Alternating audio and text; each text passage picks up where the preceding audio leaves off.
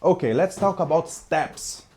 Here is where many people make a lot of mistakes, and it's very common. That take me a long time to understand this too, don't take me bad. You need to understand first kinds of step. There is different kind of step that I can use in the fight. I can have a basic step, right, the plain step. I have a micro step. I have the step that I call gallop. So which one is right and which one is wrong? There is no wrong or right. There is different kind of steps for different kind of purpose. For example, I'm far from my opponent and I need to get in close quickly. I'm gonna use the gallop. Closer I get to my opponent, I'm gonna start to decelerate, decrease. So closer I get to my opponent, I'm gonna decrease the rhythm of steps, right? Until getting close to him. When we start to getting close and close and close, I'm gonna start to use micro steps. It's the same. Let's suppose that you have a car and the signal, then you drive in your car and the signal turn red, right? You cannot just stop. You need to decrease the speed. It's the same when I do my approaching in the fight, right? I cannot come and stop like that. Then it's gonna be very easy for you, your opponent, anticipate, because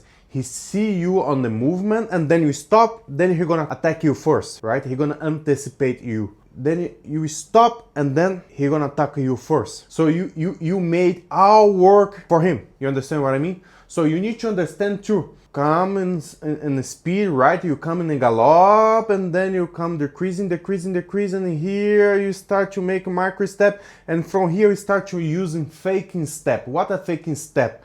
I'm gonna emulate a step, but I'm gonna stay in the same place, right?